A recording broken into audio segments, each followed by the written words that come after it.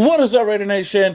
Good morning, top of the morning. We're here live early in the morning talking about some Raider news and also some NFL news and also anything else that's going on in the sports world. But today, like I said, man, it feels good to be up on this Tuesday morning. Of course, the NFL Combine is still going on. We haven't seen anything going on of course, the players are not going to go out there and do all their training and whatnot and all the drills that they need to do. Right now, it's getting in all those interviews and hearing from a lot of different GMs, coaches, and whatnot. And of course, today was a big day for the Raiders at least, because we got to hear from our GM, John Spytek, address the media about a lot of situations, because I feel like the Raiders are most likely going to be the most talked team this whole week, not only because of Fernando Mendoza, but also with the Maxx Crosby news. So that being said, we got a packed show today.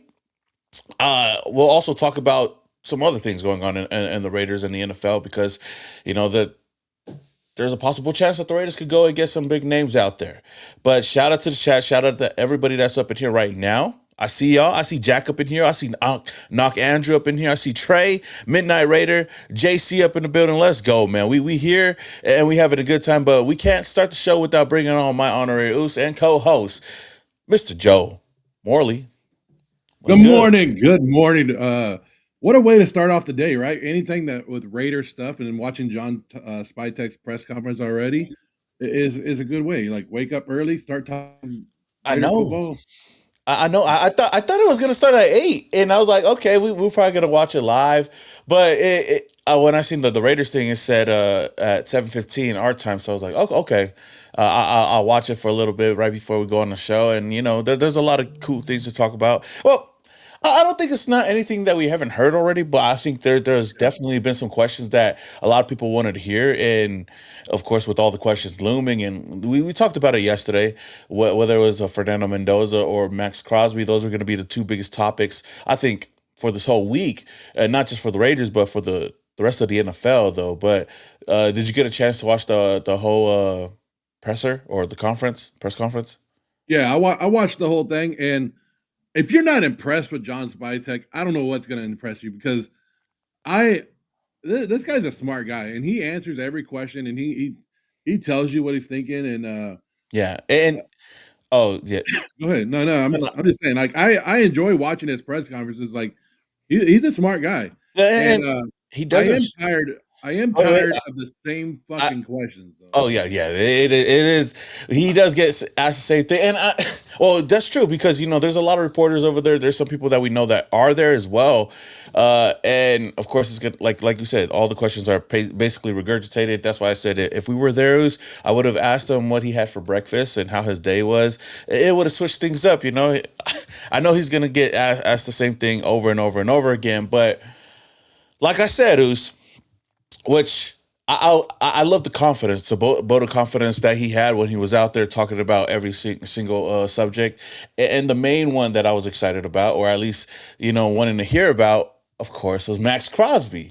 And now, after hearing it, man, we can easily say that Maxx Crosby is staying, y'all. Maxx Crosby is staying in Las Vegas. Yeah. He's gonna be staying. Hey, done deal. Let's not talk about it no more. Spytek says that Maxx Crosby. I do think that it was good to hear some of the stuff that he said about Maxx Crosby, that he does have conversations with him. He knows where Max is from, but it's nothing like everything he said is everything that we've already known. John Spytek's not an idiot. Like, if he came out and he goes, "No, we're gonna trade Max," that value of everything that he's been working for, every offer that's going to come in is going to come at lowball offer.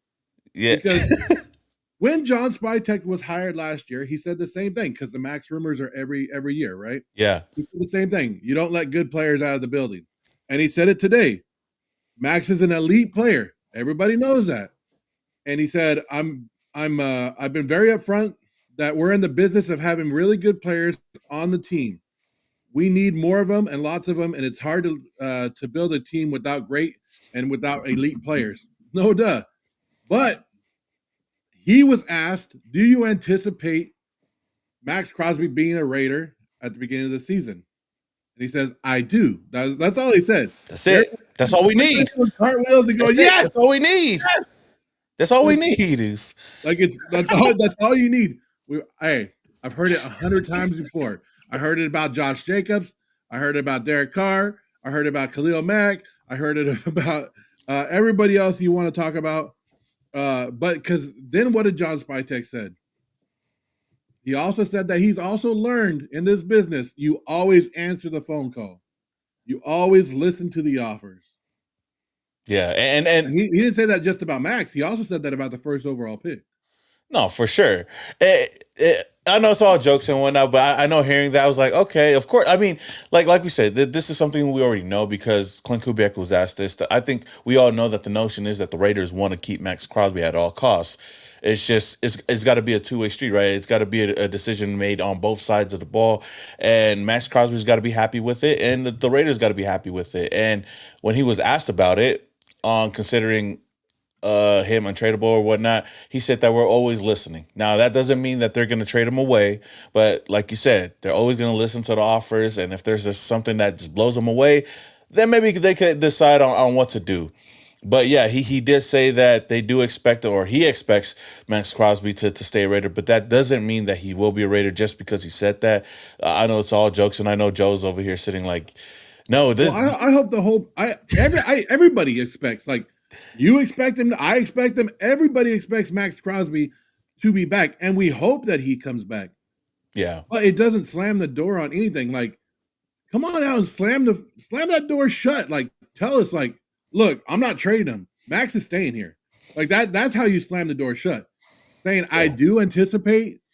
I hope he's like, that's basically saying I hope he's still here. Like, yeah, as of now, but yeah, things can change. Like, if you want to slam the door shut, the way you slam the door shut is you say, we're not trading Maxx Crosby, and there's nothing that's going to change it. He's our leader. He's our guy, and he's going to be here for the long haul, and he's going to be here through the rebuild. That's how you slam the door shut. Right now, you kind of close the door, but it has that little gap, and the wind can still take it and open it back up. It's like, yeah. And like, I know a lot of people hate on me because they say that I'm trying to push Max. I ain't trying to push nobody out. I'm just trying to be optimistic because I've heard these before. Like we said, we've sat in these positions, and what is it called? It's called the dreaded vote of confidence, right? Anytime a general manager or a GM come out and say, "Oh, Simone Rader's doing a great job," what happens? What happens? Fired, gone. Like, so we've seen it over and over and over, and I just wish they would slam it shut, but I understand why they're not, because if you are listening to that trade offer, you want to pick up that phone and you want it to be one hell of an offer. And anything that you say about not keeping Max or he's not unhappy is going to lower that offer, and you're not going to get the offers that you want. Yeah, and it's going to be a long week, and like I stated yesterday, is the fact that they can say no today, they can say no tomorrow, but maybe there's something on the table that sounds more intriguing by Friday, right? And it's gonna take a while, but shout out to the chat though. I want to give a shout out to JC up in here. He said that Spytek said all the right things. He sounded very confident on Max remaining a Raider. It does sound great, and it does sound right, but it all comes down to what Maxx Crosby wants to do at the end of the day. Shout out to the rest of the chat. I see Sal up in here says, good morning, Joe and Simone Raider. What's up, Frankie? He said, what up, Unc? We got my boy Knight up in the building, man. Good morning, boys. Good to hear from you guys this morning. Sal says, if you don't tune into the Simone Raider show, you will fall and break your collarbone. Oh, man, I wouldn't want to wish that on anybody, though. Fernando Mendoza showed up in the chat. He's not over there at the Combine News, but he's here. He says, I will make the Raiders great again.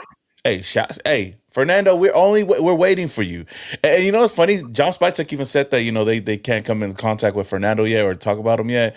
But I know that they're going to have an interview, and that's something that I'm excited for because they finally get to see face to face with Fernando and pick his brain and be like, see, they don't. Well, Fernando doesn't have to sell himself anymore, but I think just being in the presence of greatness, I feel like it'll make the Raiders feel even more excited about drafting him.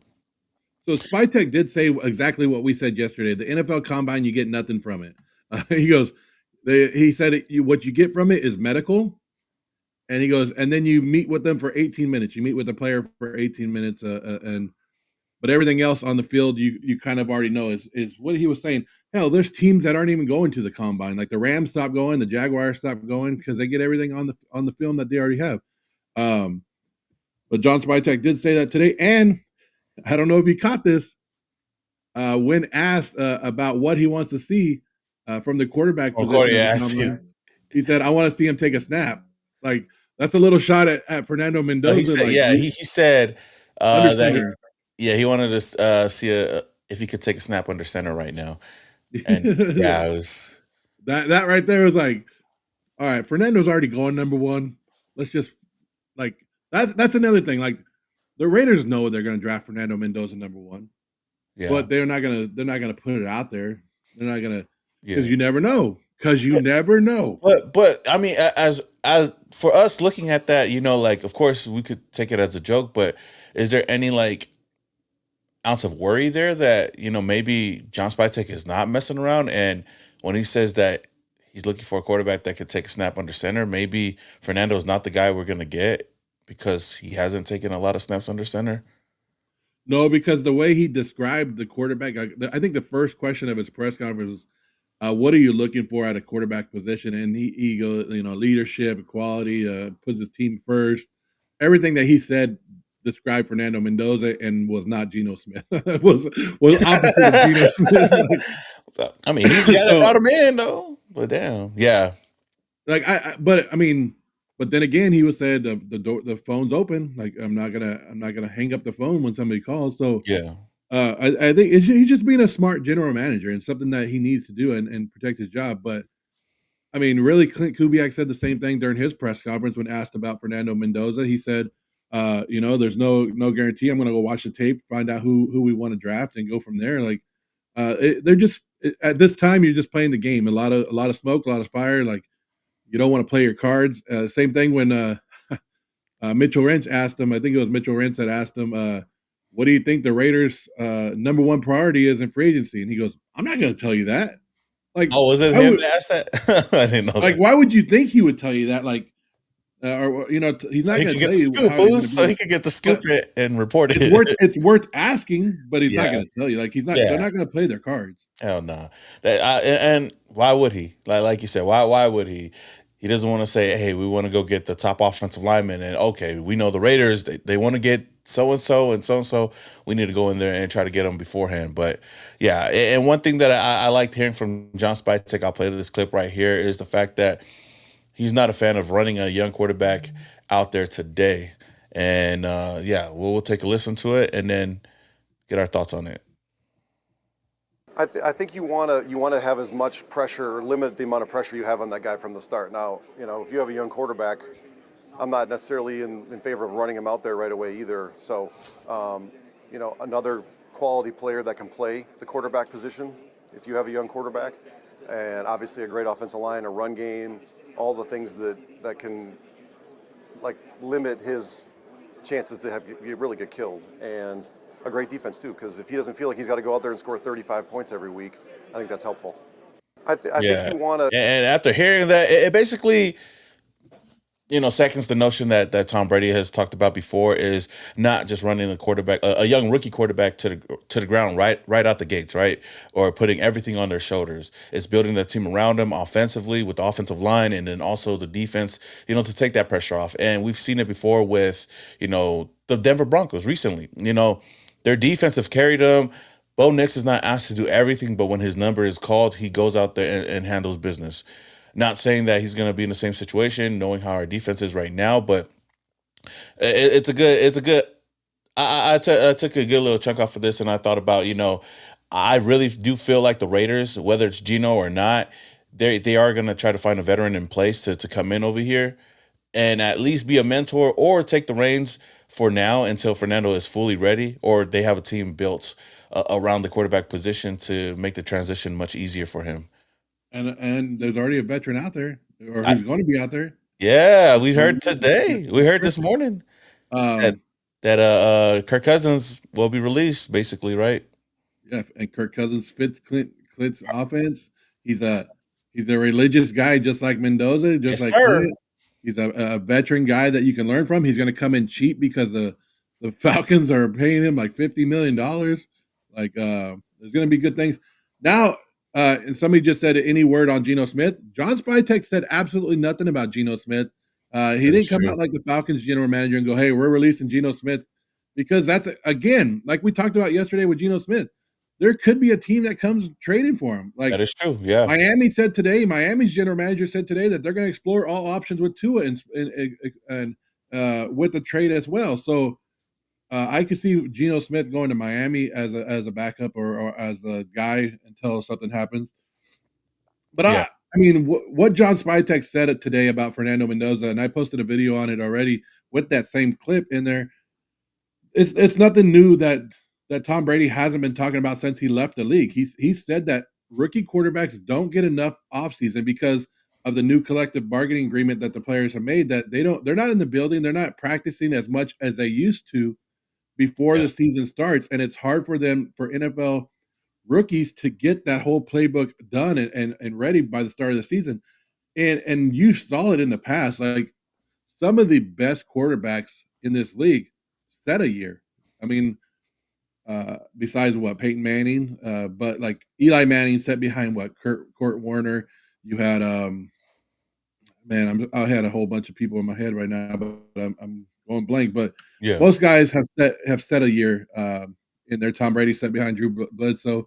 Bledsoe said he was the worst backup quarterback because he never gave the job back to him. So that was a thing. But I don't know. I'm kind of iffy about it because sometimes I think you throw the player out there and you let them learn in the fire, right? how to Yeah. get out of it, how to do that stuff. But I mean, Tom Brady did it at the top level. So if he's saying that maybe the quarterback should sit for a little bit, then maybe he sits for a little bit. Yeah. And like you said, like I think that's the perfect way to go about it. And unless he's ready, and we go out the gates with him, then I'm okay with letting him sit for just a little bit. And there's going to be a lot of quarterbacks out in the market, and primarily Kirk Cousins is going to be.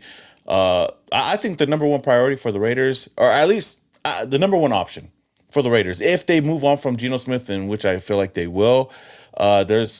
I think that there is a market out there for Geno Smith, whether it's a late round pick, because I still don't think that he's a bad quarterback. He was just put in a bad situation, and a lot of things just went downhill, and it didn't pan out for the Raiders. So it is what it is. We got to move on. But I know a lot of people talk about Derek Carr and bringing him over here, right? Trading for him, but that's still having to give up assets for a older quarterback that we don't really know too much about coming back from an injury.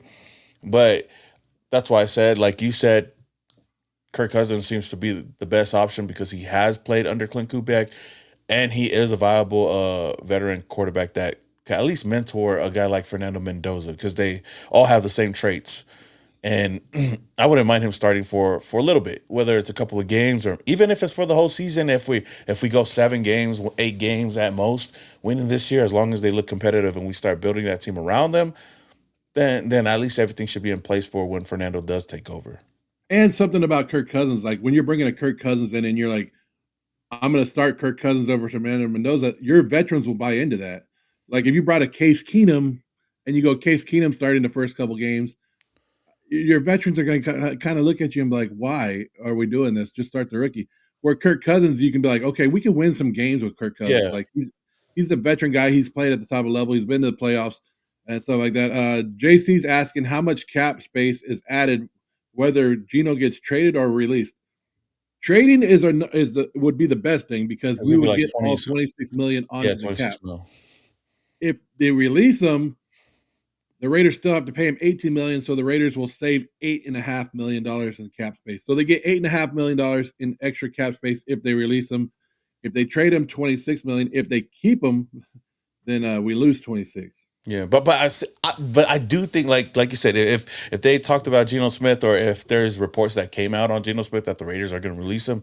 I mean, shout out to Evan yesterday, but that's something that you wouldn't want people to know, because With your Evan shit. but that's what I'm saying. But that's something that you don't want people knowing, right? Like you said, because then that just kills any type of like leverage you have for Geno Smith, Yeah. right? And trading him away, because why would I trade for him if you're already going to release him, right? That's the like. I mean, the Falcons owner already came out, or the Falcons GM already came out today and said that basically Kirk Cousins is going to be released. I thought he was already released. I don't know why, but you You know, can't do anything until like even if they came up with a trade today, like you can't. It's not official until March 11th. So March 11th. nothing can be official until March 11th. Okay, okay, It's the same thing like when the Raiders had to release Derek Carr. They said we knew at the end of the season that they were going to do it, but they can't do it until the official year starts. But the reason there's a difference between the Geno Smith and the Kirk Cousins news. Like Atlanta was never going to get anybody to trade for Kirk Cousins. That contract was ridiculous. They gave that dude a 4-year, $100 million contract, and like 60, 70 of it was guaranteed, and then went out and drafted a rookie quarterback right like a month later. Like it was whatever yeah, Atlanta was thinking at the time. That's why the GM's not there anymore. That's why that's why it's there. But that's what the difference. Where Geno's contract, and we talked about it before, is doable. It's only $26 million for like a Malik Willis, who's going to be your top quarterback on the market this year in the free agency, is going to be like $40-50 million. So some teams would opt in and go for the Geno Smith option if they miss out on the Malik Willis. yeah. Because that quarter, like the free agency quarterback class right now ain't too strong, and that's with Daniel Jones mostly going back to the Colts. But outside of that, they're I mean, unless you're like the next Seahawks, where you could take any one of these guys and turn them into like a franchise quarterback, like because I hear that Mac Jones could be a hot commodity to be traded for certain teams. Funny. I'm just happy that we're not in that situation and we could just pick up a veteran quarterback without having too much expectations on their shoulders, while also getting a young quarterback for the future. And that's what I'm more excited about. Shout out to MB. He said, on that note, though, what are your thoughts on AOC fitting Kubiak's system? Well, I mean, the thing about Kubiak's system, and John Spytek talked about it, it's not a system. It's a what are these players' strengths, and I'm going to make the system around them. Yeah, And that was the if you took that from John Spytek's press conference today, that was a big thing because we're not used to that in Raider Nation. We're not used to a coach coming in here and going, "Oh, what is your strengths? Okay, we'll adjust our offense to you." You saw that last year with Chip Kelly, where he tried to put people into his system. You saw that with that's true. Josh with McDaniels. Josh McDaniels. You saw that with what's his name from the Bears, Getsy. Oh, So yes. like this AOC would fit with Kubiak because Kubiak would make it fit. Like Kubiak would find what AOC's strengths are. Now, is That's AOC true. a starting caliber quarterback in this league? That's where you have the debate. That's where you talk about AOC is good when there's no pressure and he can stand there and he can find and his arm strength there, but sometimes he looks too much at the defender and he makes the mistakes. But I don't know. I think I don't know if AOC will be on the Raiders roster by the. I always say that because, and yes, I do think AOC would fit Kubiak because I always said that I could see AOC being traded to the San Francisco 49ers or the Minnesota Vikings, which is basically the same offense as Clint Kubiak. So yeah, Yeah. if to answer that question, I think yes, he would fit good with Kubiak, but I don't think he's a starting caliber quarterback in this league. Me personally. Yeah, I mean, me neither. I haven't been so high on AOC. Even when he got drafted, everybody was saying that he was going to be this guy or the next Tom Brady. That's what Fitz always told me before. But I think he'd be okay here. I wouldn't even mind keeping him just to be so to add some depth here. But definitely, if we're moving on from Geno Smith, we got Fernando already coming in. Just get a veteran quarterback that just buys into the system and is a good mentor. I think the Raiders, we should be good.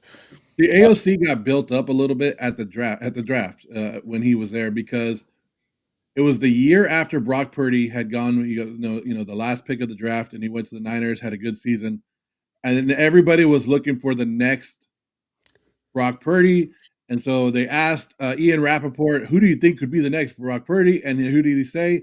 He goes, "Oh, Aidan O'Connell, because of the fourth round." And then of course, how we are, we just jump on everything positive and we blow it up more. So he got a little more hype than he should have, and Yeah, 3 years later, we're looking at like, okay, do we still want this guy or not? yeah.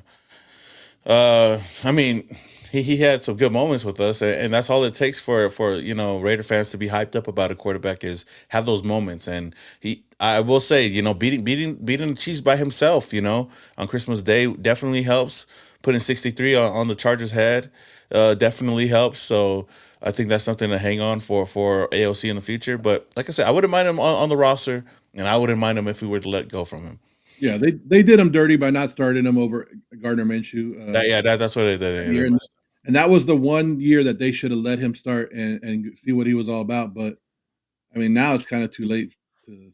Yeah, unless something crazy happens, then we'll see.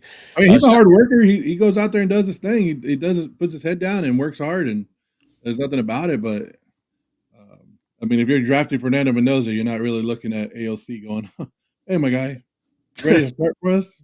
Hell no, dog. I mean, start for the preseason. That'd be cool. Yeah. Preseason champs. Shout out to my boy Perez up in the building, man. Raider Resistance. I see Raider News Central up in here. Knock Andrew, of course. Knight's in here. He says, I agree, but financial perspective, he could fill in while Fernando learns the offense. Possibly. I don't know how excited a lot of Raider fans would be if we said, hey, Aidan O'Connell, you go start, and then Fernando, you could back. I mean, it's possible. It definitely is possible, but I feel like a name like whether it's Kirk, whether it's Joe Flacco, or any one of these old guys would be a better fit, or at least I'd take that better than saying AOC go out there and be the guy until Fernando's ready. Another thing that John Spytek talked about today was evaluating the offensive line and seeing where exactly JPJ fits in that equation, whether he would be moved back to center. And John Spytek said that they're just going to fill out and put the best 5 out there. I think that was Mitch again asking that question, but yeah, he basically said that wherever he fits, they're going to just put the best 5 out there, and that's something that Dennison's going to be in charge of. So, there are some questions that he can't answer, and I don't think that he really wants to answer that because you don't know yet. Because there's a lot of, like, we've said it before, like, I think JPJ should be a center, but with the way free agency is right now, there is a top center out there. Maybe the Raiders go get him and they switch up the whole offensive line because of that. But even though it was a bit of a cop out, I think he really didn't have to answer that. He did admit to JPJ having a bad season last year, going through not only injuries, but all the crap he had to take, from coaching staff and everything else. And somebody mentioned it to us, around Super Bowl week that maybe JPJ mentally was having some issues when it came to like actually going back and playing. So, I think you keeping your options open. But the good thing about JPJ is that he can play. And he's shown that he could play both positions at center and guard. So why not keep the options open and why not limit yourself? Because if you do come out and say JPJ is your starting center, and now you're trying to go after Tyler Lindenbaum, he's going to be like, well, just 2 days ago you said that's true. So no, that's it's true. the same thing like with the Maxx stuff. You don't want to play your cards early, and I do agree. Hey, the GM brings you the players. The coaches decide who plays. And I think that's part of John Spytek's thing too, is like, hey, I got him JPJ. I'm gonna get him some more offensive linemen, and then they decide who's on the field when they see the practice. And I think that's the best way to go. I hope they don't go the same way that the coaching staff did last year. Yeah. Not play the best 5. But I liked how he kept saying, we're gonna play the best 5. We're gonna play the best 5. It's good to hear John Spytek say stuff like that. Yeah. Another thing that he talked about was, or asked about, was the Rob Leonard thing, and he basically brought up the fact that, somebody asked him about Rob Leonard becoming the DC and how he got the position. I guess that Spytek said that he interviewed for the DC position last year, which he did, and he just suggested it to Clint, and Clint basically made the decision to make him the defensive coordinator, which I loved the move at the time. I still love the move right now, and I believe that he is a defensive coordinator. But what's your thoughts on that? Yeah, I mean, I was one that thought they should have hired Leonard last year and just moved on from Graham. But I think Clint Kubiak's been in enough rooms where he knows that Rob Leonard is a young, up-and-coming coach in this league, and he was going to get a shot somewhere. And why not at least keep a little bit of camaraderie in the Raiders? You were already keeping Joe Woods. You might as well let him learn on the job with you. And I mean, we talked about Rob Leonard when he was hired. We liked it. We like him. His relationship with Maxx. You saw what he has done with with the defensive line last year. And I know a lot of people will be like, well, Tyree Wilson wasn't good. Well, how do we know that Rob Leonard didn't elevate Tyree Wilson better than what he was or as he Yeah. is? But I like how the Raiders have young coaches and they're giving young coaches chances, and something we haven't seen in the past. And I'm good with it. Yeah. But Yeah, go ahead. go ahead. No, go ahead. I didn't know if you. No, but I think John Spytek did show you what his without saying it, because he was trying to be quiet about it, but with saying it, he did say when he was looking for a young quarterback, what he did kind of say what the Raiders are looking for this offseason, right? And it seems like offensive line and defense. And because when asked about, I don't know if you heard that, when asked about the wide receiver position and finding the number one wide receiver, he said, Yeah. we love Besh, and we can move him around everywhere, and we believe in his ability. Yeah. So he goes, it's hard to find an X wide receiver, a number one X wide receiver in this league, but basically he gave Betch the like a very big vote of confidence in how much they agree, and I love him here. And that's another reason why I'm not. I'm okay with not getting Elijah Surratt or any of one of those guys. Of course, I still think that the Raiders need to go get a wide receiver to fill out the wide receiver position over here in Vegas, but they don't have to go out and get a George Pickens right off the back. They don't have to go in the draft and look for a wide receiver, like I said, like Elijah Surratt, because I think that we have Elijah Surratt over here in Jack Besh. And people tend to forget that Jack Besh, even though he didn't have a big year with us last year, was a top receiver in the NFL draft and has all the tools to go out there and be that physical receiver, that guy that could go up for the 50-50 balls and make plays. It's just that we weren't able to utilize him as much as we wanted to.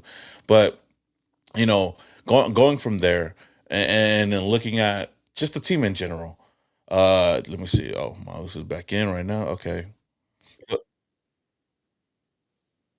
Okay, yeah, because your service.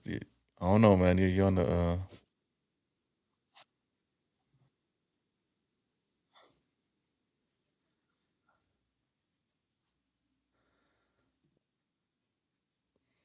Say that again. Then you. Well, because I said Can you guys hear him?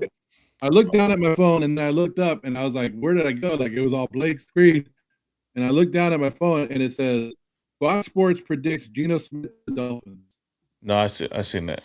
Yeah, your thing is still kind of like cutting out a little bit. I don't know what the hell's going on. Jack, hey, all those Maxx Crosby people be cutting me out right now. They probably enough with the BS. I don't know. It's just it's saying like the services. I don't know, or like the Wi-Fi. All right, I'll let him try to go out and come back in on this. I don't know if it's my end or whatnot, but here we go. But, shout out to the chat. Shout out to everybody up in the chat right now. I'll just address you guys until Oos can come back. But here we go. JC ESP says that hopefully we come out getting 8-9 or 9-8 record. I'd be down with that too. Let me see if the Oos is back. Okay, you're good enough. You're good enough, Oos. Yeah, okay, so yeah. You know what? Let's talk about it then. I seen that too. Then they say you got the Geno Smith Wi-Fi over here getting intercepted and shit. I was gonna no, I'll leave it. Leave what? Oh, I don't want to bash Geno Smith. He might be our quarterback next year. He might be, but I seen that report too, because like the Dolphins are looking at different options out there to bring in a quarterback, and Geno Smith I think would probably be better over there. Maybe not. Who knows? But one trusted source or one guy who I know you always get on. Did I close the window? Oh no, the window's still open. Right here. I know that you're always a guy that says that. When all these reporters come out and break news, you're like, oh, that's not a trusted guy, or who is this guy? Who is Evan Almighty or whatnot? But like a trusted source was asked about the Maxx Crosby stuff. I know we talked about it earlier, but he'd be super surprised if he was a Raider. by the season, and that guy being Vic Tafur.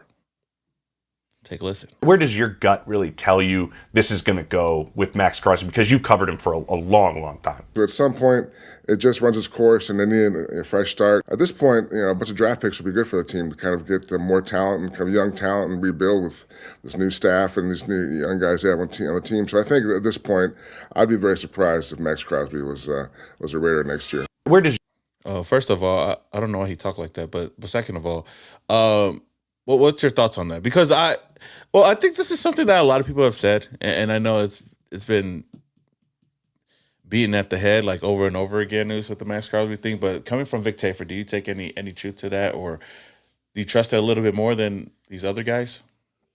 I mean, Vic Tafur, the San Francisco 49er beat writer, is that what we're believing? Like, because his number one thing in his article is saying what the 49ers are going to do this offseason is they're going to get Maxx Crosby and they're going to do this. So he's also selling his athletic platform to the 49er fans. Yes, he did used to cover the Raiders and he doesn't do it anymore. And he's the second guy this offseason that has covered the Raiders in the past and now covers the Niners that have basically said they don't see Maxx coming back. And I mean, they're not the only ones. There's a lot of people out there. And the fact that Maxx hasn't answered and come out and really said that he wants to be a Raider is still questionable, but we still have a lot of time before the season, a lot of time to work on it and get there. But I don't know. There's, like I told you yesterday, there's really only two people that break news in the NFL, and it's Ian Rappaport and Adam Scheffler. And sometimes Adam Scheffler is getting a little bit questionable. Other than that, everybody else just regurgitates what they say and tries to be the first one to say, copy it after them.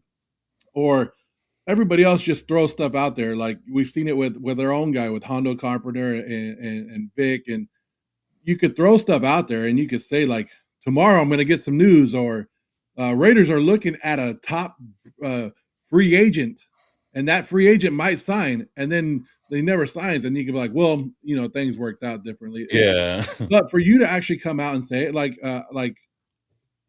it takes a lot of balls for you to come out and actually say stuff like Vic says. So I agree, and he might have some still sources in the building, and we were told, the same thing with the Davis Webb stuff. Like we were told stuff that was going to happen, and stuff changes, but it's always a day-to-day thing in the NFL. Of Maxx could be unhappy today, and you can feel that he's leaving, and you could come out and say it, and it's going to take but then people are going to hold it to you, and they're going to say, you know what, Vic said it, but tomorrow Vic can get some brand new news that goes, you know what, I think Maxx is saying. So yeah, I take it with a grain of salt from Vic, but I also take it where he's trying to sell his article as well because he has a new fan base he needs to please.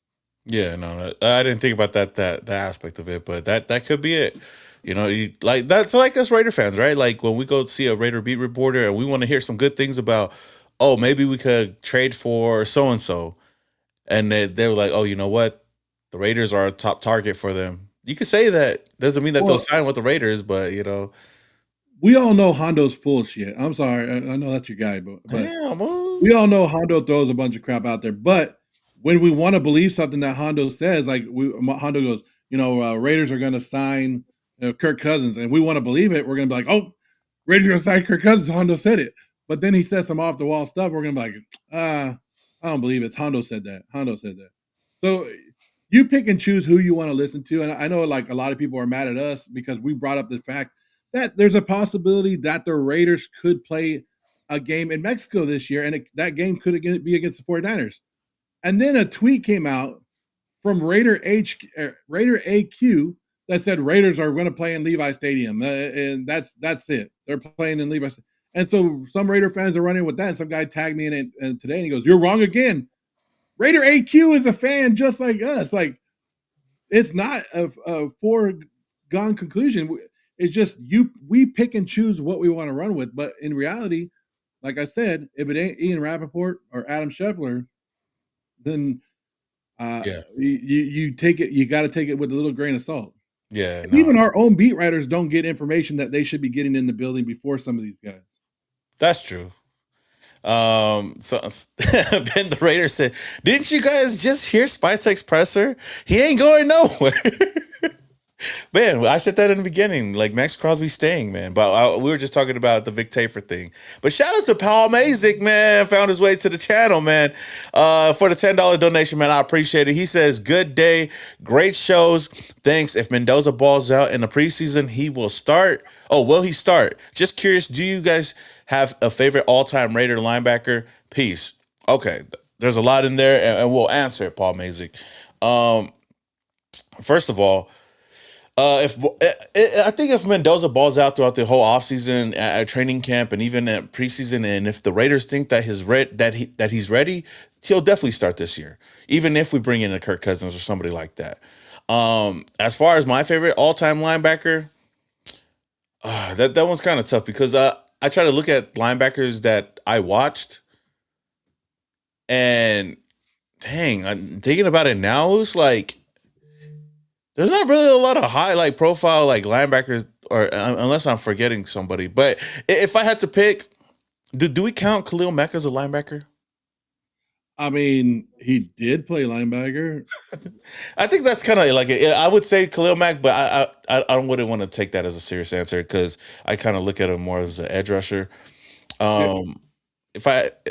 If I had to choose, you're asking us, and we're on the younger side where we didn't get to see like a lot of great linebackers like they had back in the day. So I understand where you're coming from. Like it's hard for us. Like we've been in the era where the Raiders haven't really addressed the linebacker position, and when they did, he was a bust. yeah, with Orlando McClain. But yeah, like somebody just put it in the comment. Greg Beaker was my the middle linebacker when I was growing up. Like he was the hard-nosed guy and he was badass. I also liked Thomas Howard when the Raiders had Thomas Howard. I also liked Kurt Morrison when he was playing for us. But for me, I would say Greg Beaker and Kurt Morrison were my favorite linebackers at that time. You know who I really liked, and you probably liked him too, is C.O. Moore. C.O. Moore was I was just about to say that. I was just about to say that too. Because okay, shout out to Thomas. He said that Mack is not a linebacker. That's why I said, Mack is kind of like a cop-out answer. He was not. Khalil Mack was a linebacker for a little bit at a time for the Raiders. When he got drafted, he was drafted as a linebacker, played outside linebacker, and then kind of converted into an edge rusher. Yeah, the defensive I forget who the defensive coordinator at the time was. They tried to move him to linebacker and then finally put him down as a defense. No, but for me, like you said, it was like I think I could easily say like Kirk Morrison, just off of like recency, but like off of somebody I actually watched like throughout the seasons and whatnot. I think C.O. Moore is right up there for me, and then even Miles Burris is probably like just my favorite, just in general as a person and just as with his time with the team. But that just goes to show how young we kind of are. Well, I mean, it just shows what kind of linebackers we've had. We didn't have a lot of high profile linebackers. The guys that these guys are throwing in the chat, these are the badass linebackers, like Matt Millen and Ted Hendricks and your boy that can't even talk no more, Rod Martin. What? Rod Martin, like we've met him multiple times. Martin, like why can't he talk? Those hits have got to that guy. Those hits have got to that guy. Yeah, but yeah, I mean that I would say we kind of went over most of the stuff with John Spytek, right? But there's something else that I wanted to talk about. Speaking of our GM, and it was a clip that I seen. It was let me look at the. You know what? Shout out to the chat, man. I don't want to keep you guys in the dark. So we got DeAndre saying Rod Martin and Greg Beaker, Ted Hendricks, Matt Millen, Kirk Morrison, Thomas Howard. Okay. We have another Matt Millen. I like Nick Kukowski. Hey, Nick was nice. He wasn't a high profile, but he had a decent stint with us. There's a lot of linebackers that have a decent stint with us, right? Denzel Perriman. I'm cool with Denzel, so he's a cool guy too. So but these are all not like high profile guys, right? Like these are all just guys that even when we got Bowman, when we got Navarro, yeah, for that little time, like we were excited. Like we've had good guys come in, and even Robert Spillane could be on that list. It's just like we haven't had a guy that's been here for 10 plus years that Like a household name, yeah. Yeah. Shout out to Sal for the $2 donation. Says go get yourself a Lambo. Oops, hey, uh, I'll put that in and put that in the bank, my savings account for that Lambos. Hey, just put it on credit. Raiders. Get on credit, dude. You got this. Put it on credit. Okay, yes sir. Like, give me that Lambo Matt, on credit. yeah, John says Mack was voted Pro Bowl as an outside linebacker and defensive end. That's true. 2 positions. Rob Martin was my favorite. Rob Martin's health is declining. Sad, my generations are getting up there in age. That is true, man, and it's gonna be crazy when that time comes where some of the players that I watch get up there in age too. So, that being said, like I said, I want to get to this clip that I seen a couple of days ago, but I wanted to get your thoughts on it because after hearing from our GM, today, I wanted to talk about our former GM, Tom Telesco. He talked about he was asked on the draft and what was his reasoning for drafting Brock Bowers. Remember, Brock Bowers was a guy that a lot of us were really surprised with, and Joe is one guy that was really surprised with the Brock Bowers move as well. But he kind of explained the whole reasoning behind it, and I'll definitely say this: I got some respect for Tom Telesco, for just the 1 year that he was with us, though. But here's his reasoning if you haven't seen the video already. We needed a lot of talent. We needed a lot of difference makers. And I wanted to make sure I remember in April during the draft process, I went up with the board. I wrote down the last 10 years of the Raiders' #1 picks. And, obviously there were more misses than hits. I mean, it is what it is. So I said, look, whoever we take with this pick, it has to be the highest odds player possible. Like, we have to hit on this pick. Early on, like, I was the same way as a lot of people. Like, do I want to take a tight end in the first round? I'd rather not. I'd rather, a more premium position. We loved Nix. We liked Penix. We liked some of those guys. But if we had to trade up to get one of those guys, we just didn't have a lot of talent yet. And if we got to give up, picks to do that. Were you sitting there, like, when you see, let's say JJ McCarthy goes 10 and then it's Nix at 12, are you throwing stuff at the screen, or are you like, all right, we're good, patient? No, the Penix one, I knew the Falcons liked them. I thought he liked them more in the second round than the first round, but the other guys, it was no surprise they were going where they were. I mean, look, if you need a quarterback and there's a potential franchise quarterback, you should probably take them. I mean, they just don't come around very often. Look at this year in free agency, there's Malik Willis and then there's not a lot else. And in the draft, there's Mendoza, and then there's probably a pretty big gap. So no, it was no surprise. So when we went through the exercise, look, we had needs on the offensive line. We could use another pass rusher. We had needs at corner. We had a lot of needs.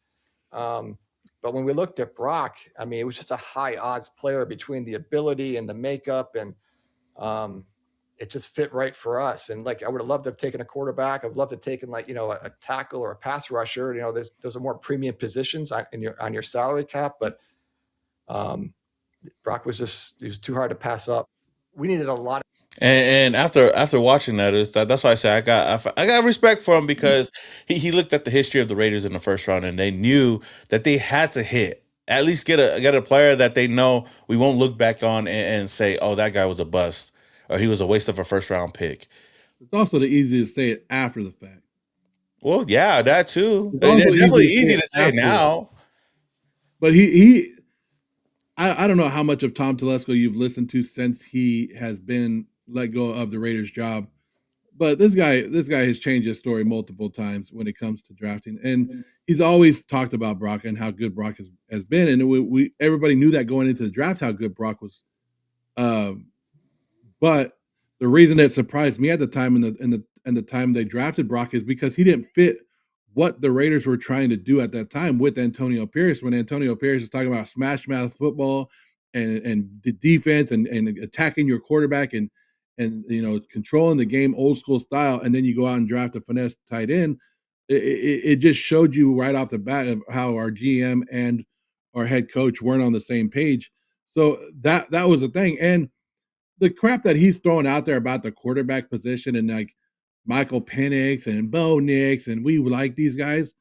I saw an interview where he was like, even if one of those guys were still there, he probably wasn't going to draft him. Like, Tom Telesco doing whatever he can to try to get a job as a general manager again and trying to save face after that. Just man up to it and be like, look, we didn't have enough resources to get up there. We didn't do it. Just I don't know. I sometimes these after the fact jobs interviews and the way they talk is like them just trying to save their job of and come up with reasons of why they did certain things and why not. So I don't know. Believe Tom Telesco a little bit, but and give him respect, but don't give him too much respect because at the end of the day, yeah, okay, maybe he made one good decision on Brock, but how'd the rest of the draft turn out? How the rest of your Great. We had JPJ after. Come on, have now a you got, heart, Joe. Have a heart for now you Tom got questions Telesco. about that. Well, not because of him though, but not because of JPJ though. You know, Yeah. it's more of Now what's now does it look good that we have Brock Bowers? Does it help us now? Does it benefit us now? Yes. Did it benefit us then? No. Does same thing with Ashton Genty. Like, does it benefit us now with Ashton Genty? Yes. At the time, drafting Ashton Genty was it a good thing? Probably not, right? And the our like this is what people say. Like, yes, we have great players on our team, but where do those great players get us? 4 wins. 4 wins. Like, we're looking for great players and great coaches and a great building overall. And we want to win games. We want to move on. We don't want to just have good name. We just don't want to sell jerseys here in Las Vegas. We want to win some games. Oh, we're not just selling jerseys here. I mean, I'm just joking.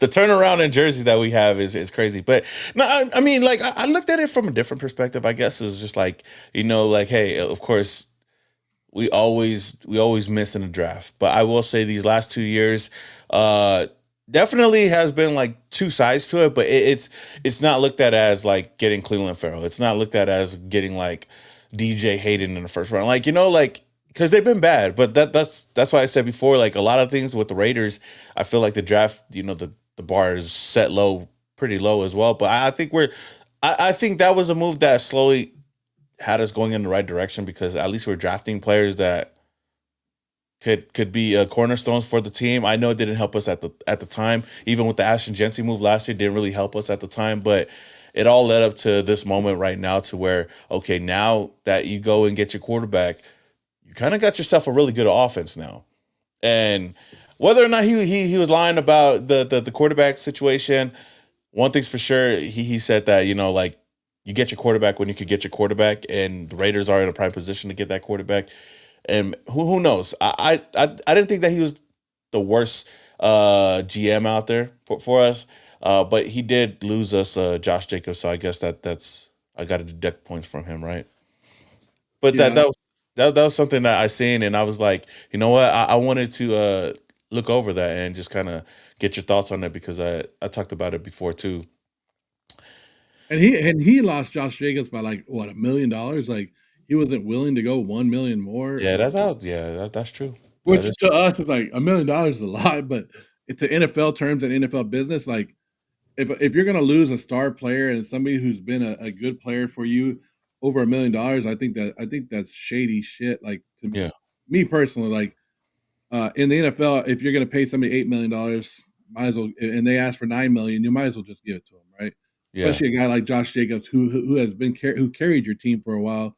That but then again, Tom Telesco owed nothing to Josh Jacobs. He was a new general manager coming in here and had nothing to do with him, and that's the thing.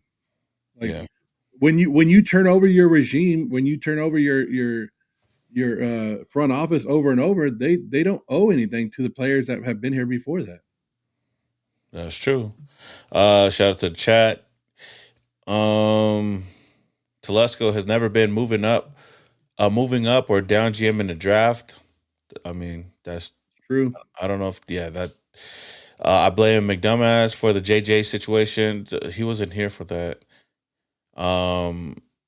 Salute my guy, Kick Joe. Okay, I'll kick Joe when I see him. Casanova says, "OMG, drafting Genty at the time was right." I we both feel a different way about Genty. Not saying that he's bad, but just saying at the time it wasn't a big need. But I think for the future, it's definitely going to help out. No, now that they're on your team, you better use them correctly, and Oh hell that's yeah! what exactly they're doing. That's Oh the yeah! big thing. Oh yeah! So thoughts on Raiders targeting Indiana? Who's his fullback tight end? Riley Nowakowski in the 6th or 7th round, fullback for Gentry. I'm gonna be honest with you. I don't know too much about him. I don't know if you do. I don't think it'd be bad, to get players that Fernando is already has a rapport with, if they're available. But some players that might not be available, though, that I wanted to talk about real quick is two big names that got tagged yesterday, or at least was reported, right? Cowboys are planning the franchise tag George Pickens, and the Falcons tagged Kyle Pitts.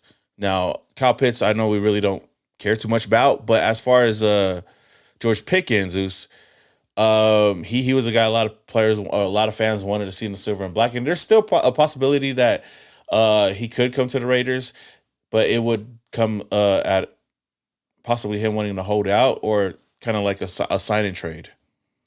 So I just want to ask you is that something to kind of worry about or not? Like, the George Pickens thing. No, 'cause you kind of expected it, like, and then they even threw out that, like, on a couple shows ago, where if you wanted George Pickens, you're gonna have to trade for him, because Jerry Jones, even at his old age, he's still smart. Like, even if he knows that George Pickens ain't gonna come back, you're gonna have to give something up for him if you want him. You're not gonna just let a good player walk out of his building. So just because he's franchise tag doesn't mean that he's gonna be a Cowboy next year, but you're gonna have to give up some draft capital for him.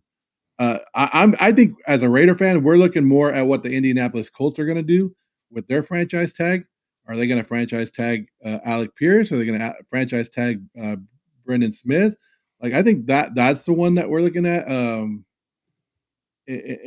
other than that, Yeah, I don't know how many more franchise tags are going to bother us. Yeah, not really, and I don't even see the Raiders franchise tagging anybody either. No, There's no need. There's nobody on the Raiders that should be franchised. The Raiders should not be using their Daniel Carlson, maybe. No, because yeah, I know. Even as much as we love Daniel Carlson, it showed that throughout the years, kickers have been replaceable, and you can get a new kicker every year. So I love Daniel Carlson. I want him to come back, but I think I could also see the Raiders drafting a kicker or the drafting or bringing in somebody else. It's not going to cost the Raiders that much, especially with all the cap that we do have. Yeah. Shout out Afghasi Raider up in the chat, my O's. And then shout out to Paul Mason yet again for the $10 holla. After you get great coaches, you get great players. And when you have a great organization, you tell them one thing, is just win, baby. Let's go. Al Davis. Hey, when you talk like that, you got to put the rings on your hand, and you got to do that. You got to do this. You got just win, baby. Just win, baby. I love it, man. That's something that that we haven't had in like ages. It's like having great players while having great coaches. I mean, yeah, I don't. Our last couple coaches. Yeah, that's what I was trying to think. I was trying to think right now, like, what great coaches have we had recently with a great player and great organization all in 1 year? We haven't had it, but maybe this year it seems like it. We got a great coach on the come up. Feels different. We got some great players on the team, and the organization is ran by one of the greatest ever. So maybe Mark Davis. Oh, Tom, are you talking about Tom Brady? Who are you talking about? Oh, I forgot Tom Brady was on the team, right? No, but yeah. How many times have we tried to defend Mark Davis and say that he wants to win, and then people like continue to shut him down? I think he's showing it again this offseason that he wants to win. That he's like, hey, you know what? Again, he said he doesn't know football, and he's letting Tom Brady and John Spytek run the building, and he's like, hey, do your thing. I want to win, but do your thing. Yeah.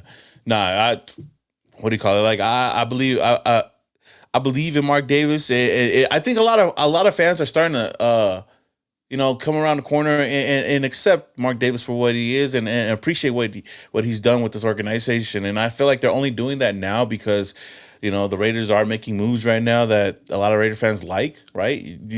Getting Clint Kubiak was the number one name on everybody's board, and the Raiders got him. And most of that would be in due part for John Spytek and Tom Brady. But Mark Davis has given them the reign to go and do that, because we've seen many owners in the NFL that don't want to hear anything from anybody, don't want to give up control. and they want the organization ran the way they want it to be ran, whether they know football operations or not. But Mark Davis, he tried that and failed. Like, and he admits to it, and he knows when he's wrong and when he needs to, give it the reins to some football guys with football knowledge, and that's what I love from Mark Davis, and I gotta give him a lot of credit though. I definitely gotta give him a lot of credit for that. Now, let me see how we looking on time. 101. Okay, so something I wanted to talk about. I always wanted to have a segment called Outside the Shielders, and talk about what's going on and whatnot. And one thing that I do want to talk about outside of the Shield today is none other, because we're both big wrestling fans, right? You would Well, I'm say big and I like wrestling, so yes. you would say that you're a big wrestling fan, Oos?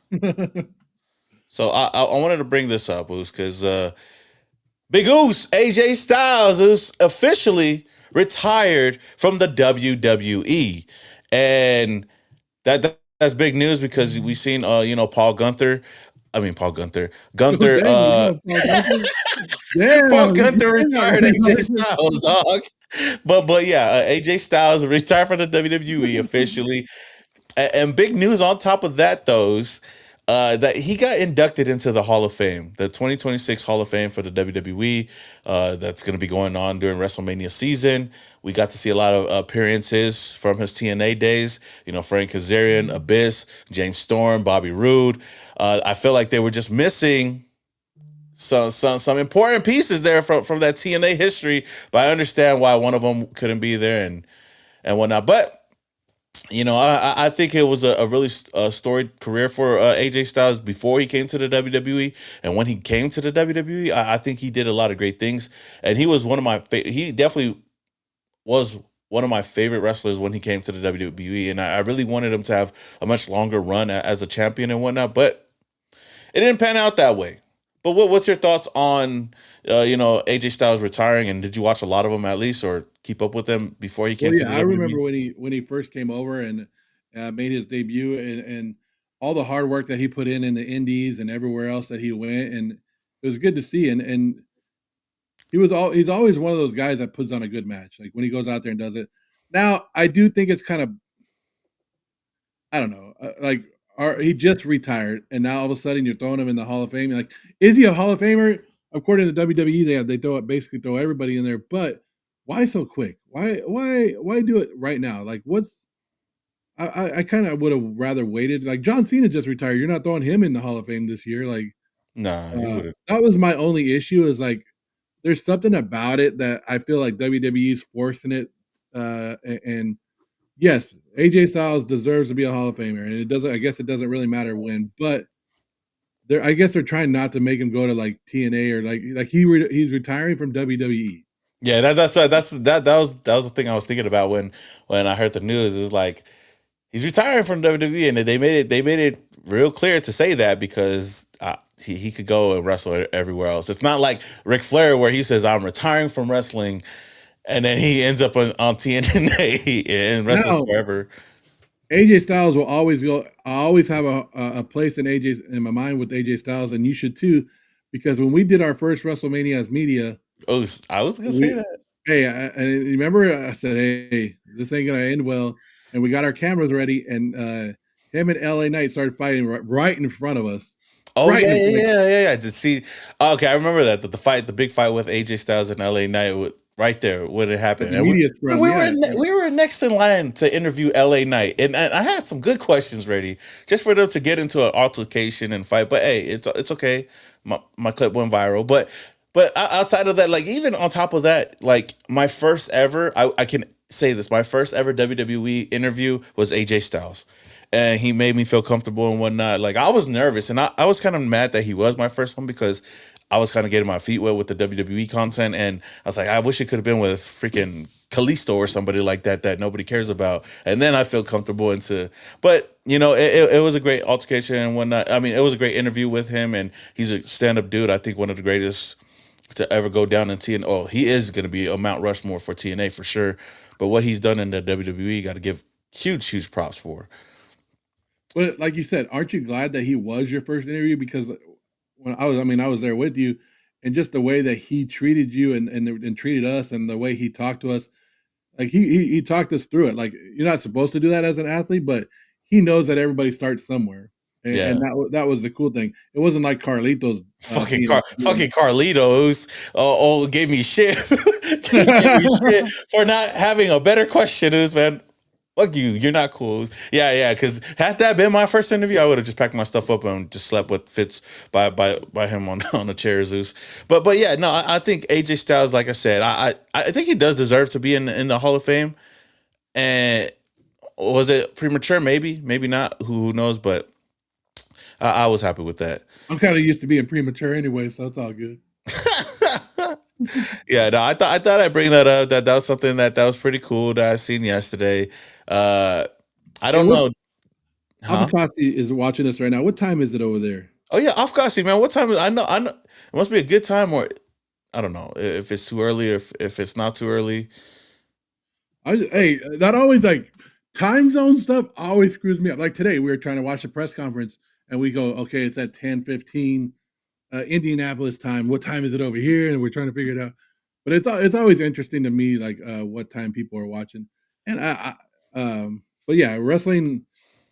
I don't know. Some people love wrestling still, some people don't. I just went to an indie wrestling company the other day, and it was amazing. So if you, I think if you're not into big WWE anymore, because WWE is all about putting on a big show, go to some of these young indie young shows. Go to AEW. Go to some of these wrestlers that are on the rise and watch them and see what they're doing and see the journey that they're on. And sometimes you'll get a better match because these guys are hungry for the game. Yeah. Nah. That's the one I wore yesterday. This is my bam sucker, Zuka King. Who? He's an up and coming wrestler, like an indie wrestler. Like, okay, there we go. Gotta give respect where respect is due. Holy! Oh, damn! What? You see? Look what. Oh, Casanova. Shout out to him for watching us right now. Who? Avocasti. How do I say it? That's. Oh, here we go. Shout out to Avocasti for the $2. It's 1:11 a.m. Wednesday after midnight. Damn. Yeah. And it's 9 o'clock where I'm at. 9:12. What time is it on your side? Oh, we're on the same side. I'm like, what are you talking about? Let's go to Eastern time zone. Eastern time zone. Man, that's crazy. I appreciate you, Afghasi, for even just checking in news. It's early morning for us, but late night for you. Yeah, but me and Joe were on the same side, Pacific Standard Time. You know it. You said what time is it? I thought you were in a different one, man. Sable. I don't know. Is Sable in the Hall of Fame? I don't know. Sable back in the day. Back in the day, Brock Lesnar. She. Damn, that's crazy. That's some. Yeah, that's crazy. 10:13 for you. Oh yeah. So, where's 10:13? That's just one time zone over, huh? Yeah, that's kind of like mid, like, what do you call that? Mid. Fuck. Central time or something. No. It took him 4 days in LA to break his jet lag when he was there. I don't blame you. I don't blame you at all because. Hey, are you upset that the Raiders aren't playing in Australia this year? Like that was one. They put the Rams and the 49ers over there, and isn't that Raider territory? Like, I thought that was something that we were kind of like scratching our head about, like why they didn't put the Raiders over there. Yeah, but shout out to everybody up in the chat. I know before we head out of here, I wanted to do something different because I do want to do a whole show on this. Us putting ourselves in the GM shoes, right? Putting ourselves in our GM shoes, right? And becoming the GM. So me and Joe, we'll try to go over it real quick just to have fun with it, and then you guys could see it as well. But we're gonna be GM, huh? Tell them the website. They could do it themselves too. No. I'm gonna gatekeep this one. No, it's called Stick to the Motto. But yeah, we're gonna be the GM. We're gonna mess around with it. I do want to do it. Like since whoever's up in here, you guys could go over it with us as well, and just have a good time because I think this is kind of fun. But yeah, We're going to be a GM for the Las Vegas Raiders. Of course, the Raiders right now, according to them, we have $92 million in cap space. Now, the first thing that we got to do is cut 5 players. And I always do that. I always go to smart suggestion. Could we agree that we could cut Alex Kappa? Yes. Alex Kappa is going to be on the chopping block. Okay. I was okay with cutting Philip Dorsett because we don't really need his services. Aidan O'Connell. What are your thoughts on Aidan O'Connell? Cut or keep? I'm keeping him for now because Keeping him for now. Okay, We so haven't had the free agency. We haven't all that. So I'm cutting those 2 guys, but we still got to cut 3 more players. Is there any players that you have in mind that you would want to cut right now? forget what I did. There's Albert O, tight end Albert O. We got Jamin Davis. There's other options down here. If we could search for a player that we want to cut. Let me see. No, I think I was just cutting like people that. Yeah, like Joshua Miles. I'm sorry, I don't know who he is. Is he good? I didn't even know he was on the roster. No, you just cut a couple of the guys. Yeah, I didn't cut Geno in this when I did it yeah. because I actually ended up trading him. But you can't, like, for everybody in the chat is saying cut Geno. So if you want to cut Geno for this purpose and see what happens, You guys want to cut Geno? Because if we cut Geno, we're gonna take on that we're only gonna save 8.5 mil. But okay, Yeah, we'll do that. We'll just do that we'll do that then. Alex Ward, we're cutting Alex Ward. Okay, that's the 5 players that I cut. Oh shit, we could cut Geno still. I don't yeah, think you can cut more than 5. But, yeah. But they said 5 Alex. Everybody right wants here. to see what it looks like when you cut Geno. So go ahead, you can cut. So Geno. yeah, so if we cut Geno Smith, dead cap, dead money would be 18.5 mil, but I guess we're saving 8 mil. But if we do a post June cut, what's the difference between a post June cut? Oh, people are saying trade Geno, or Sal says trade Geno. See, I'm the trade. I think we could trade Geno. But I understand where some people are coming from. Everybody wants to see him cut, but Yeah, I think, like I said, I've said it multiple times. I think we can get something for him. trade Geno for a bag of Doritos. I think we could get something for him. So I'll hold off on Geno then. We'll just play it like that. So we cut the 5 players that we already got. Is there anybody that we want to restructure their contract? No. Restructure? I don't think so. No. Extension, do we give Brock an extension right now or no? I want to re-sign Eric Stokes. Okay. Well, we'll go into the signing next. So we've cut. We're going into Cat Man. Oh wait. Oh, I didn't even go. Let me go back. Go back. Here we go. Where was the? I mean, Right. Okay, hold on. I think it's a different page. Okay, that's the cap management. Okay, we'll look at some trade. We'll look at the trades right now. Is there any trade that you think that we could? I've done this to the point where like I got some good players in return, but Michael Mayer, do you think we keep him or should we trade him away? Let me ask the chat. I guess I'll ask the chat. I would love to keep him, but what are the offers for him? Trade Geno, trade. Okay, I will trade, extend Mayer. Okay, you guys let me know about Mayer. Afkasi doesn't think that Geno we get anything for Geno. I think we will. We could. But for Michael Mayer right now, what I'm getting for Michael Mayer is Philadelphia Eagles. We're getting their 122 pick. Their 122 pick. I think that's the 4th, if I'm not mistaken. Carolina sending over a 119 pick. The Denver Broncos sending 130. And that's it for him. We got some good offers for Trey Tucker. Oh, I didn't know Aidan O'Connell was making that much. I might have cut him. Because we saved 3.5 with Aidan O'Connell. Yeah, and I would have probably cut your boy too, Isaiah. Shut the fuck up. I mean, it's all good now. We're already past it. But. No, we could go back. You want to cut? Oh no, don't start it over. We could go back. I could cut Aidan O'Connell. If we cut Aidan O'Connell, we'd save 3.6 on here.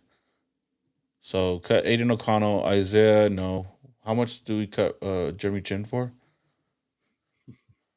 Didn't save you money.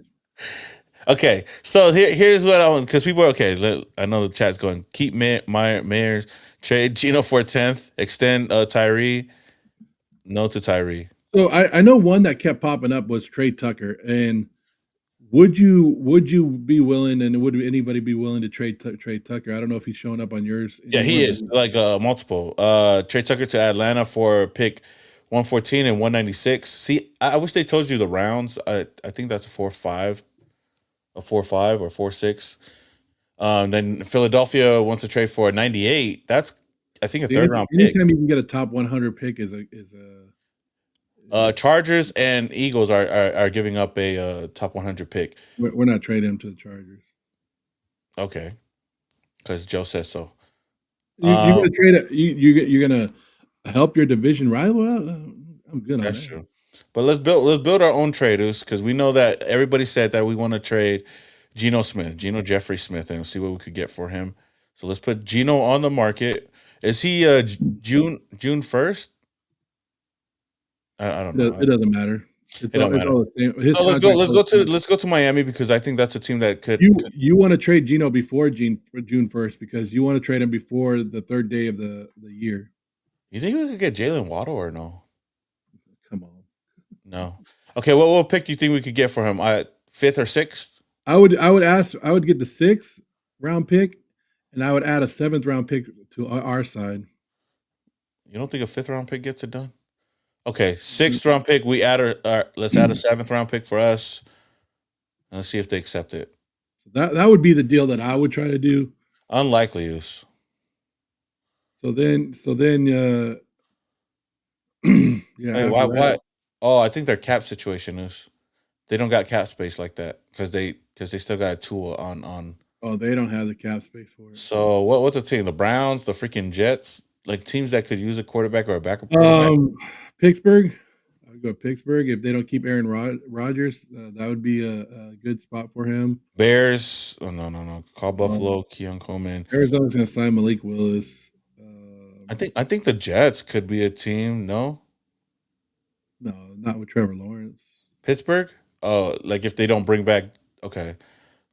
Yeah, Pittsburgh would if Aaron Rodgers isn't there, I could see them going after a guy like Geno Smith. I think we could just trade them straight up. Oh, okay. We'll do this trade. We get their 6th round pick. Oh, wait, we could probably get a 5th round pick. Hold on.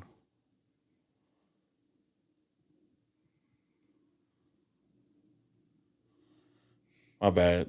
I know. Could you see the chat too? Because I know the chat probably going.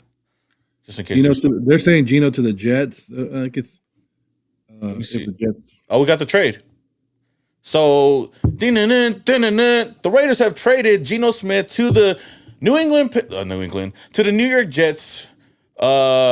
We traded Geno Smith, a 7th round pick, for Pittsburgh's 2026 6th round pick. I don't think that's bad.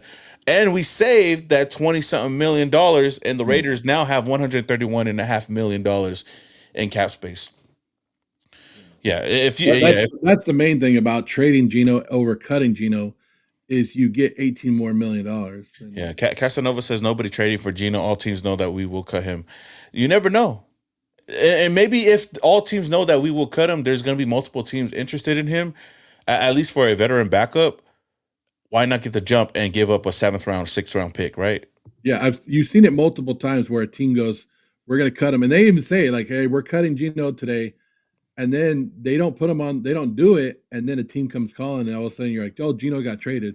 So, yes, there's some teams out there that don't want to fight the free agent market and they're comfortable with paying Geno at $26 million.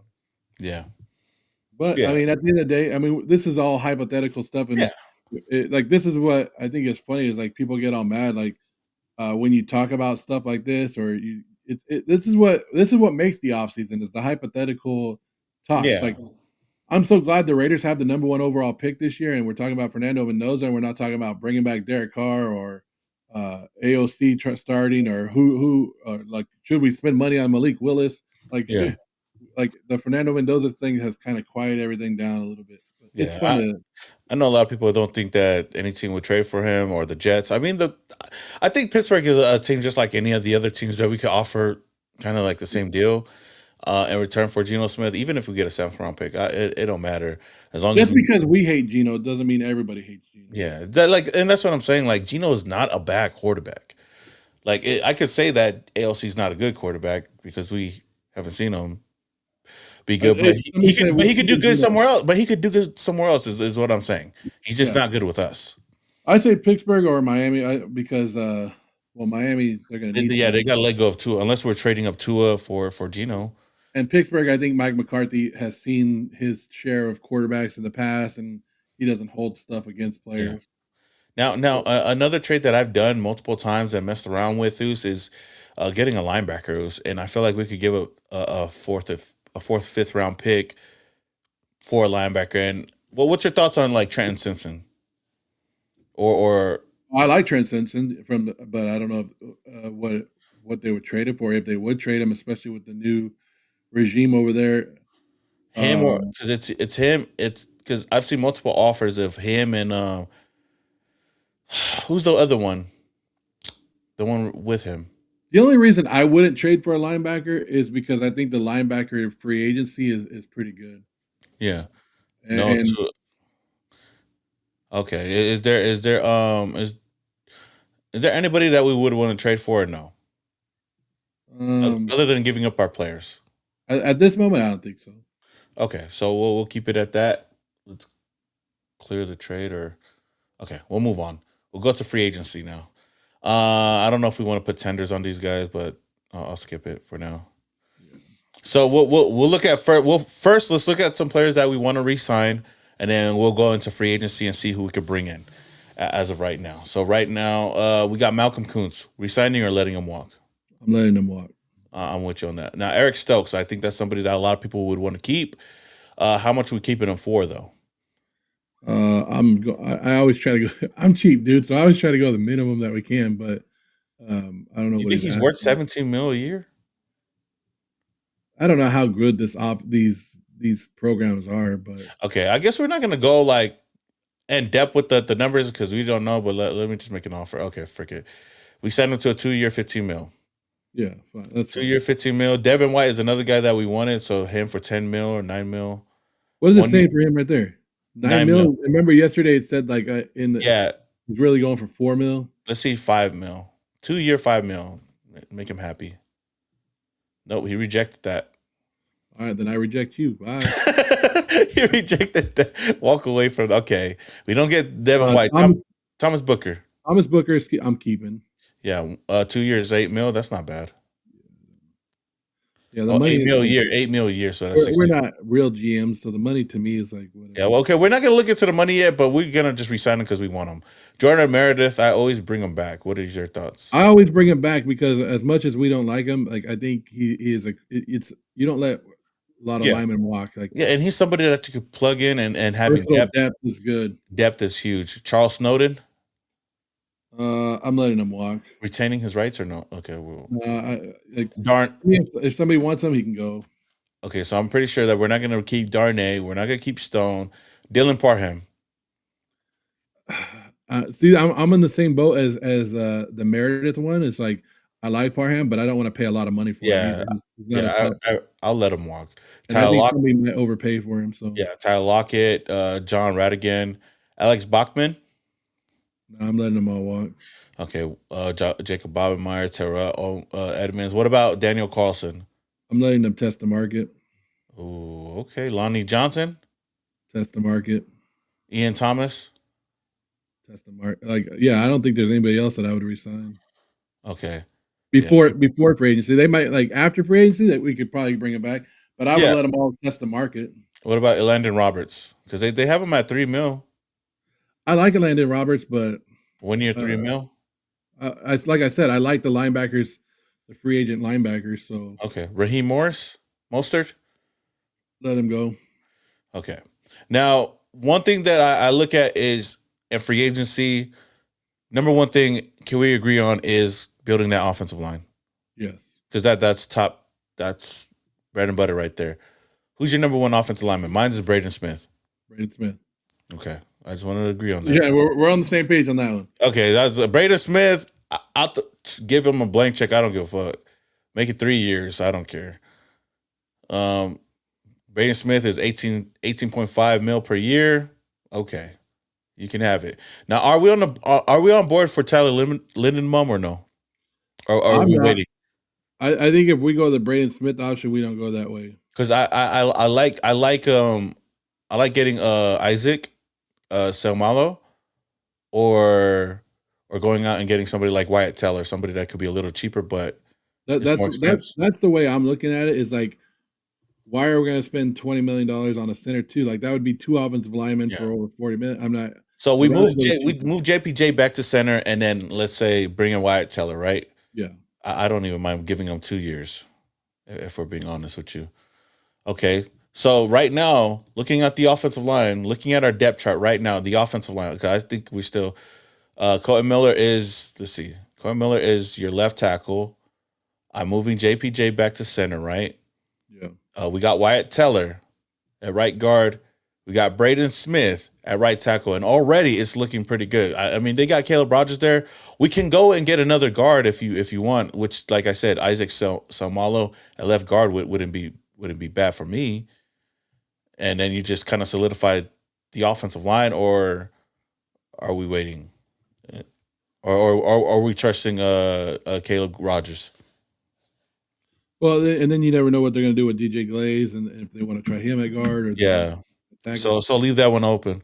Braden I Smith mean, almost I retired. would assume that we sign one more just to be safe, but Yeah. you can leave it as now for now. Okay, we'll leave it. Somebody said Braden Smith almost retired in 2024, now has another injury. That guy has missed a ton of games in the last 3 seasons. Yeah, and that's why we got to put depth. Yep, that is true. Because one guy who's going to fall in the draft, and I think the Raiders need to watch him, would be Isaiah World from the Oregon. He would be a first, second round pick. It looks like he's going to fall because of a knee injury that he has sustained. So, Yeah. Those are just guys that you're looking for. Yeah, for sure. You guys need to do research on Braden Smith. Look, everybody almost retired. I'm good. I still like Braden Smith. Every NFL player almost retired. Like, yeah, there's Smith. Yeah, we're not going to get into it, but go ahead. Okay. Okay. After that, I always look at wide receiver, and my number one guy is Alec Pierce. Would you want to look at wide receivers, or what's another position you want to look at before that? Well, I know you like Pierce, but I think the Colts might keep him. Okay. But they're going to have to make their choice of what wide receiver they want to keep. But I like Romeo Doubs. I think Romeo Doubs and the Raiders would be a perfect fit. Okay. I guess it's between Alec Pierce and Romeo Doubs. If you guys, okay, let's do that. I'll go with what you want to go with right now. Yeah, 23 mil a year. Goddamn. I think those numbers are off. But is that inflated or not enough? I think it's inflated, but I don't think there's any way that he makes over 20 million. Okay.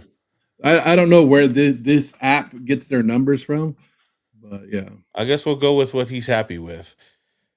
But if we sign him to that much, would you be mad or no? I mean, depending on the years and stuff, no. But I think he fits perfectly with us. Okay. You know what? Jermaine Illuminar wouldn't be a bad option either. Yeah, I do like him and bring him back, and he's always loved the Raiders. I don't know why they let him go to begin with. Jermaine, how much is that? Oh yeah, he's looking to get paid about 13 mil. Not too bad. Yeah. But for this purpose, we'll just leave it. Now let's look at some linebackers. I know that's some Devin Bush, Bobby Wagner, Quay Walker, Devin Lloyd, Nakobe Dean. Let's go get Nakobe. Or would you rather get Lloyd Devin? is my number one linebacker if we could get him, but I know that he's going to have a big market for him. Yeah, Kobe Dean is another guy that I love. You already know that. Yeah, let's go Nakobe because we talked to him, and you try to recruit him. And the only reason I just said like, hey, Raiders need a linebacker. We did bring the Eagles linebacker coach over, his old coach. So. And then Nakobe Dean also, like, once we made that hire, he put it in his story on Instagram and was happy about it. So that's true. But Nakobe Dean, I mean, if you want to talk about injuries and stuff, that's another guy that kind of gets hurt a lot too. So Yeah. Any other positions? Oh, But I don't think like that. That's my thing. You can't let injuries scare you because then you're going to stay away from injury. You can't predict yeah. injuries, and you can't like hope that they happen. But I mean, it's the NFL. Everybody gets hurt. No, that's true. Um, Dean also gets his. What other position? Are we bring Khalil Mack back to the silver and black? shit, I would love to. I would love to. Just I because, think just because we want to. okay. So we're in this scenario. We're keeping Max, right? And that's what we're hoping We're for. keeping Max. We're not trading Max away. So why are we not talking about like this is the one that I never understood. Like I would bring in Clowney. Like David Clowney always gets looked upon, but he's bounced around team to team, a good run stopper, and that's somebody to put on the other side of Max and could come. 12. Okay, they have him at approximately 13 a year, where you could get Khalil Mack around 7 mil a year, 10 mil a year.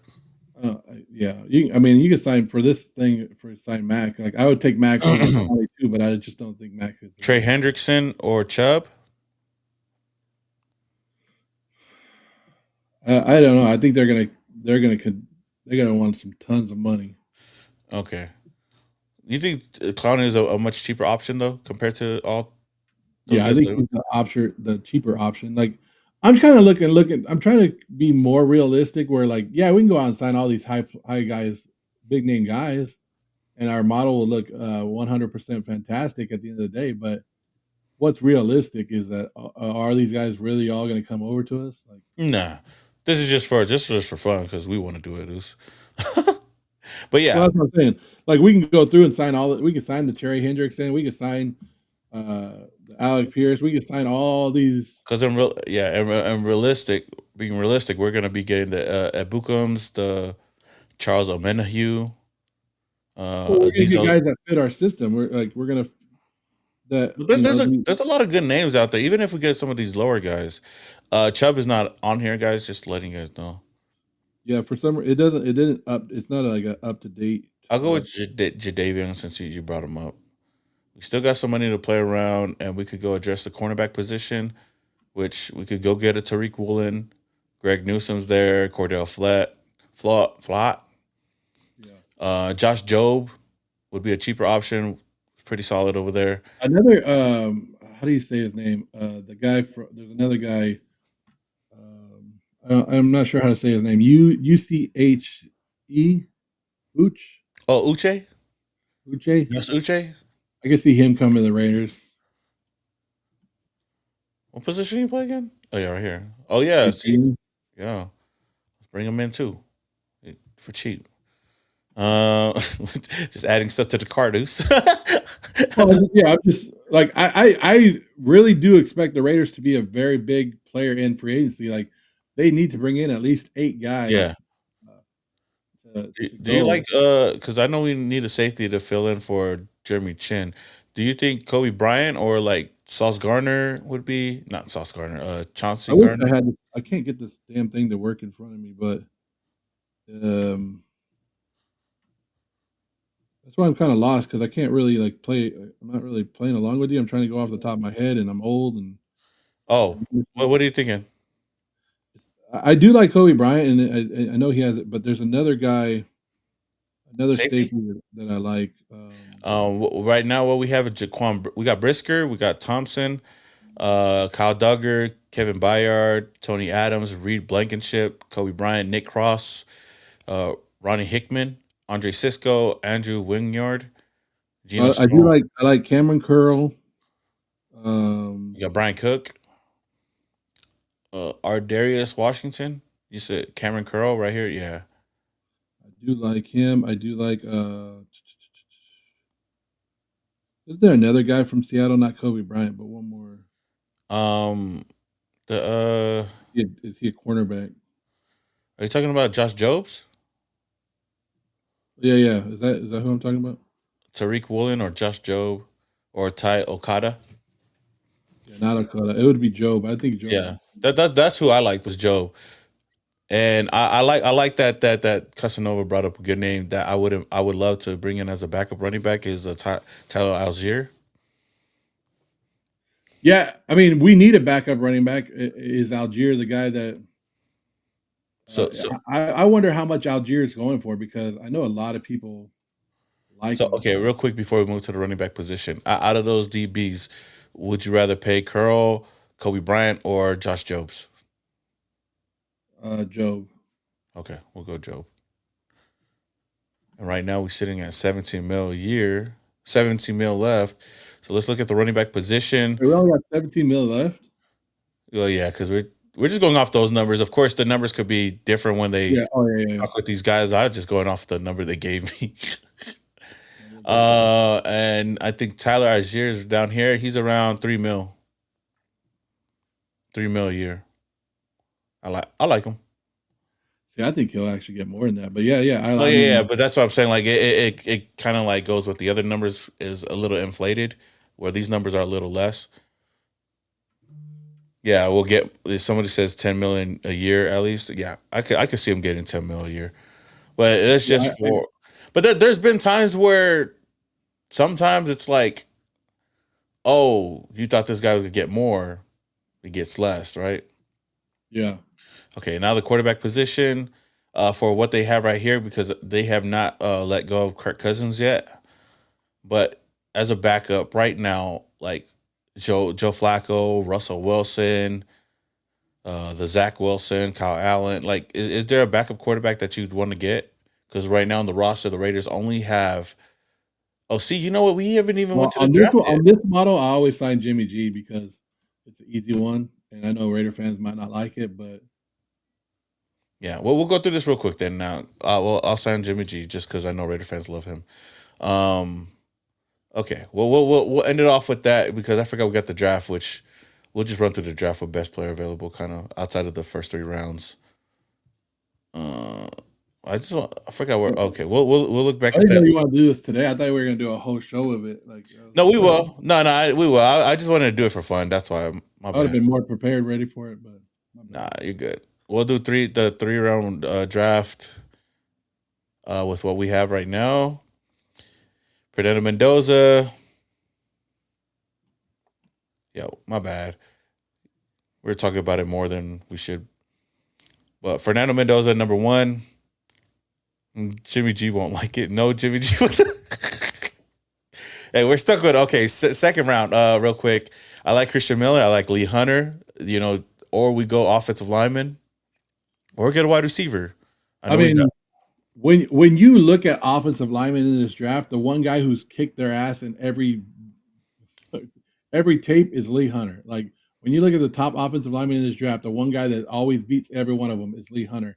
Now, do you want to go defensive line? I love it. I've been trying to go defensive line the last couple of years, but because you always want to help Maxx Crosby out. But I don't know if that's the best thing. Go back to all again. Let me see if I can see your screen. Lee Hunter, Dylan Theinman, Christian Miller, Chris Bell, R. Mason Thomas, Anthony Hill Jr. We could get a linebacker there. Omar Cooper.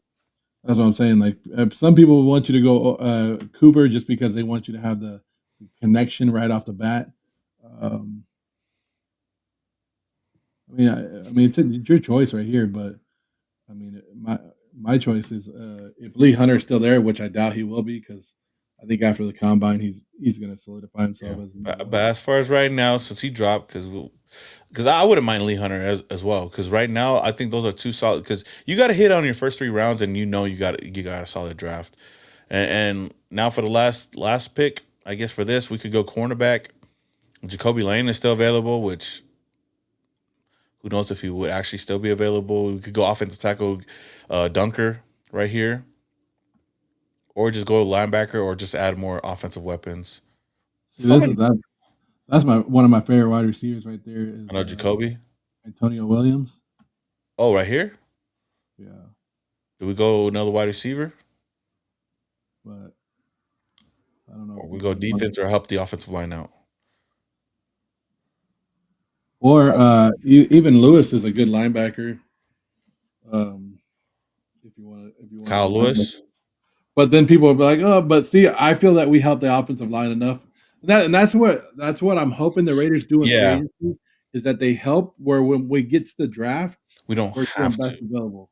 Yeah, Jacoby or And John Spytek talked about that today in the press conference where he said they're not going to draft by need. He goes, he learned that drafting by need has hurt teams.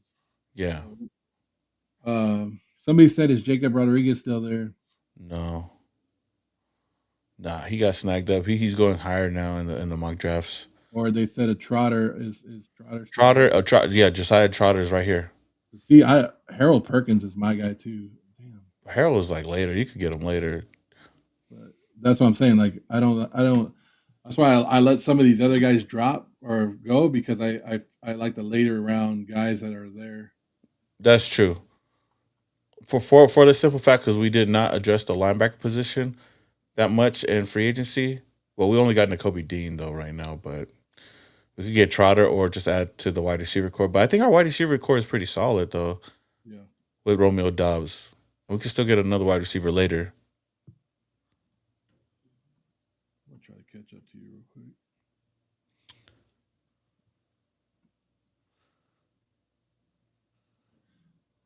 Okay, I'll go Josiah Trotter just for now, and we'll look at the breakdown of what we did so far.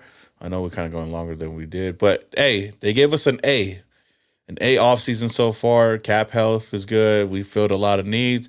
The future looks pretty bright, and we made a lot of solid roster moves. So, as of right now, they kind of updated the roster.